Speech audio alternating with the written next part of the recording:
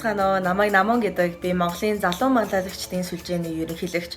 Өнөөдөр Нью-Йорк хотоос мэдчилж байна. Сайн бацгаана уу, намайг Хатантул гэдэг. Америкийн Массачусетс мужийн Бостон хотод ажилладаг. За сайн бацгаана уу, Монжи байна. Америкийн нэгдсэн улсын Лос Анжелес хотоос мэдчилж байна. Коронавирус гараад бол миний хувьд бол нэг тийм өөрчлөгдсөн юм алга. Би угаасаа гэрээсээ ажиллаж байсан. Өмнө консалтинг ажил хийж байгаа. Бага байгуулад Америкт нэг стартап компани байгуулад тэр чиглэлээр бол вирус гарахаас ч гэсэн өмнө бол гэрээсээ ажиллаж байсан. Одоо ч гэсэн гэрээсээ ажиллаж байгаа. Манай багийнхан бол Монголд байдаг. Манай development team. Миний co-founder болохоор Сан Францискод байдаг. Тэгэхээр бид угаасаа л интернетээр видео колл хийгээд ажиллаж байсан. Тэгэхээр нэг тийм өөрчлөлт бол гарааг байгаа.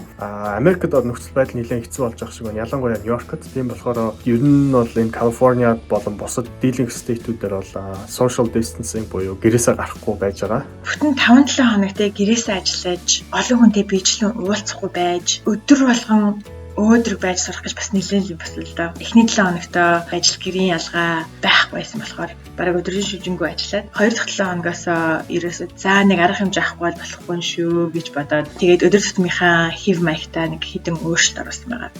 Хэдийгээр Нью-Йорк хот маань дэлхийд коронавирусаар хамгийн хүнд цохигдож байгаа хотуудын нэг боловч яг энэ үед энэ хотод амьдрснараа би хүний сэтгэлийн хүч чадал болон дэмийг маш тодор харж биширч байна. Жишээлбэл орой болгон 7 цагаас бүх иргэд маань цонх балкон дээр гарч эрүүл мэндийн байгууллагууд болон ажилчдаа талархлаа илэрхийлж алга ташдаг. Дээрэс нь Empire State Building маань орой болгон зүрхний хэмнэлээр улаан гэрлээр асаж сэтгэлийн дэм мэрэгдтэй бас бэлгэлдэг байгаа. Хэдийгээр яг өнөөдөр нийт муж маань 189 мянган коронавирусны өвчтөй байгаа боловч нийт 80 гаруй мянган эрүүл мэндийн волонтерууд байгааг харахад сэтгэл маань маш их хөдөлдөг. Сингапураас мэдчилж байна. Нааг Тэмүүлэн гэдэг.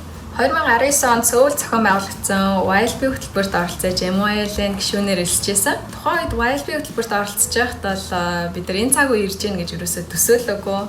Тэгээ түүнээс хойш бол бидний одоо ажил амьдрал маш их өөрчлөлтөд орсон. Их сонирхолтой цаг үед амьдарч байгаа юм болоо гэж бодож байна. Сингапур улсын хувьд бол 2020 оны 1 сарын 23-нд анхны одоо коронавирусын тохиолдол илэрсэн. Түүнээс хойш 3 сарын хугацаанд бид нэр засгийн газраас гаргасан олон дүрм журмуудыг сахиулах, түүнтэй холбоотойгоор амьдралын хэв маягтаа маш олон өөрчлөлтүүдийг оруулж явж байна. Хамгийн сүүлд авсан арга хэмжээний хувьд гэх юм бол 2020 оны 4 сараас эхлээд зайлшгүй шаардлагатай тогтоосон одоо хэдэн салбараас бусад салбарын бүх одоо албан байгууллагууд онлайнаар үйл ажиллагаагаа явуулах шаардлагатай болсон. Дээрээс нь сургууль цэцэрлэгүүд одоо хаагдсан байгаа. Сайн байна уу? Дима байна. Би Америкийн нэгдсэн улсын Сан Франциско хотод байрладаг Минеро их сургуулийн 20 дугаар курст суралцдаг. Энэ семестр манай сургуулийн сурагчид Индихийн Хайдрабад хотод ирж суралцдаг байгаа. Тэгээд та бүхэнтэйгээ би Хайдрабадаас мэдчилж байна. Антик улсын хувьд COVID-19-оос болоод 5 сарын 3-ны хүртэл локдаун буюу хорио зарласан байгаа. Тэгэхээр ерөнхийдөө хүмүүс дандаа гэртээ байгаад хүнсний дэлгүүрээс босод олон нийтийн газрууд огт ажиллахгүй байгаа. Тэгээд мэдээж ямар ч нислэгүүд явагдахгүй байгаа гэсэн. Миний хувьд бол яг хичээл номд маань гарсан өөрчлөлтүүд яг үүндээ нэг байхгүй. Яагаад гэвэл манай сургуулийн програм маань сурагчид нь семестр болгон дэлхийн өөр орнуудад очиж сурахдаа сургуулийнхаа өөрийн гэсэн платформоор дамжуулан хичээлээ авдаг. Тийм болохоор одоо ч гэсэн интернет байгаа л учраас бид хэд яг хичээлээ авдгаараа аваа явж байгаа. Тэгэхээр миний хувьд хуучин шиг ачаалал хичээл ном даалгаврууд ихтэй хэвээрээ байгаа гэсэн. Гэтээ мэдээж амьдралын бусад хэсгүүд маань нэлээд өөрчлөлтүүд гарч ийн. Яагаад гэхээр өмнө нь би байгаа хот орныхоо одоо соёлтой илүү их танилцахаа үднээс найзтай хамт нэлээд гадуур явж юм үздэг байсан бол одоо тийх боломжгүй байгаа. Ерөнхийдөө хичээл номоо их байсан ч гэсэндээ яг ингээд гадуур гарч кофе шоп, номын сан, эсвэл coworking space-үүдээр явж хичээлээ хийдэг байсан бол одоо бас тийхгүй байгаа. Дандаа гэртээ байгаа гэсэн. Намайг Тэлмүн гэдэг. 2010 оны Milani YLB. Өнөөдөр Монголд коронавигийн шинэ тохиолдол илэрсэн. Нийтдээ 30 болж байгаа шиг байна. За эдийн байгаад ч гэсэн асуудлыг эрэг талаас нь харж ярил л да. Коронавитой бол манай улс сайн тэмцэж байгаа гэж би бодож байгаа. Яагаад гэвэл одоо гарсан тохиолдлууд цөөн, нас барсан тохиолдол одоо азар байхгүй байна. Эмчнэр болон төрийн бусад албан хаагчдууд маш сайн ажиллаж байгаа. Өдөр шөнөгүй ажиллаж байгаа. Тэдэндээ баярлалаа гэж хэлэх хэрэгтэй. Хүмүүс ариун цэврийг маш сайн сахиж сурж байна. Гадуур дотор сэргүүцэхгүй байх, олон нийтийн газар бие зүү авч явах. Одоо залуучууд ялангуяа тийм үү. Намайг Болормаа гэдэг. Би 2019 онд MOLB хөтөлбөрт Сөүл хотоос оролцож байсан. Одоо би Вашингтон DC хотод нөхөр 2 хүүхдийн хамтаар ажиллаж амьдардаг. Коронавирустай холбоотойгоор бидний өдөр тутмын амьдралд нэлээд томоохон хэд хэдэн өөрчлөлтүүд гарч байна. Түүний нэг нь гэрээсээ ажиллаад 6-7 хоног болж байна. Нөхөр маань бас гэрээсээ ажиллаж байгаа. Манай том хүүхэд дунд сургуулийн 6 дугаар ангид явдаг. Бүх хичээл нь онлайнаар болсон учраас одоо бидний хувьд яг гэр бүл дотроо өдөр тутамдаа цагийн хуваар гаргаж ин цагийн хуваарийнхаа дагуу өөрсдийнхөө ажил хичээлийг одоо яг цагтан багтааж гүйцэтгэх шаардлагатай болж байна. За ямар ч байсан өдрийн эхний хагаст нь бид нэр энэ одоо хичээл ажилтай холбоотой бүх зүйлсээ дуусгаад өдрийн 2 дахь хагаст нь гэр бүлээрээ цагийг өнгөрөөхийг эрмэлзэж байна. Австри улсын Вен хотоос амар мэдчилж байна. За би бол банкнд хагас цагаар ажилладаг. За тэгээ намайг оролцуулаад банкны дийлэнх ажилчид маань гэрээсээ ажиллаж байгаа.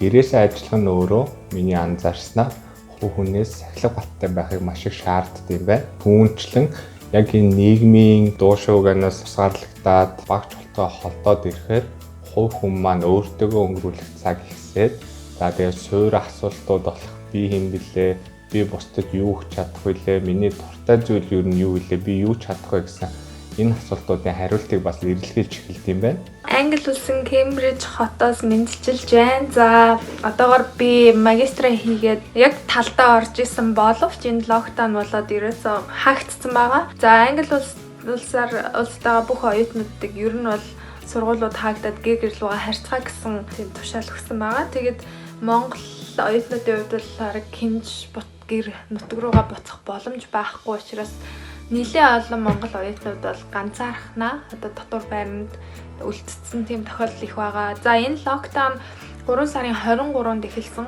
Ер нь бол нэлээд сүүлд эхэлсэн. 3-7 хоногор анх зарласан байсан боловч одоо бараг 6 сар хүртэл 6 сарын турш үргэлжлэх магадлал бас байгаа гэж байна. Сайн байцгаана уу? Намайг Инхэ гэдэг. Би Калифорни мужид хэмжээр ажил хийж байгаа. Та нарт ч гэсэн мөн social distancing хийж аваад маш их баярлалаа. Эмчнэрт хамгийн хэрэгтэй зүйлийг та нар биднэрт өгж байгаа шүү. Энэ бол өвчтөнгүүдтэйгээ байх цаг өгж байгаа мөн энэ өвчнийг сайн судлах цаг өгж байгаа шүү. Тэгэхээр баярлалаа. Миний амьдрал гэсэн айгүй өөрчлөгдсөн эмчийн байдал, клиник дээр, эмнэлэг дээр бүгдээрээ процессор өөрчлөгдөж байгаа. Үзлэгээ бол айгүй видео, телефоноор хийж байгаа. Тэгээд эмнэлэгт ажиллахдаа бол аль болохоор өөрийгөө хамгаалах арга хэмжээ их авч байгаа шүү. Би одоо Нью-Йорк хотод 4 жил бизнесийн зөвлөх гэдэг ажлаар Ernst & Young компанид ажиллаж байгаа. Жирийн үедээ би 7 хоног болгон өөр хотууд руу аялж клиентуудаа зөвлөх өгдөг байсан бол сүүлийн 6-7 хоног гэрээсээ ажиллаж байгаа. Сүүлийн үед ажил маань маш ихсэж завгүй болж байгаа. Яагаад вэ гэвэл бид нийт улсууд, мужууд, хотууд болон байгууллагуудад хэрхэн коронавирустай тэмцэлдэх вэ? Хэрхэн өөрийнхөө иргэдүүд болон хүмүүст хамгийн сайн аргаар өөрчлөлт хийх вэ гэдэг талаас нь зөвлөгөө өгч байгаа. Тийм ч учраас би ажилдаа маш их дуртай, шимтэн ажиллаж байна. За нэг гол эхэлсэн юм нь юу вэ гэхээр сүүлийн 4-7 хоног би өглөө болгон хэдэн найзуудтайгаа хамт видео уулзалтаар хамтдаа 20 минутын бясалгал хийж байгаа. Тэгэхээр ер нь энэ бол хамгийн надад өдрийг яг зөвөр өөдрөгөөр тэгээд цагтаа эхлэхэд бол их нэмэр болсон байна. Яг нэг эрэг тал нь гэвэл би өмнө айгүйх гэрээсээ явдаг ажил хийдэг байсан болохоор гэр бүлийнхэнтэй хамаагүй их цаг өнгөрүүлж байгаа. Тэр нь бол гоё байгаа. Гэртээ хоолой игээд хүүхдүүдтэйгээ тоглоод 2 хүүхэдтэй эхнэртэйгээ бас цаг өнгөрүүлж байгаа нь бас гоё байгаа. Яг ингээ хараад байхад Монголд нөхцөл байдал бусад улсуудтай харьцуулахад хамаагүй сайн байгаад бол их баярлж байгаа. Одоо миний аав, хамаатан саднууд бол ингээд бүгдээрээ Монголд байдаг. Одоо миний хувьд олж харж байгаа гоё зүйлс гэх юм бол нэгдүгээрт би өмнө нь хизээж гаргаж чаддаггүй байсан.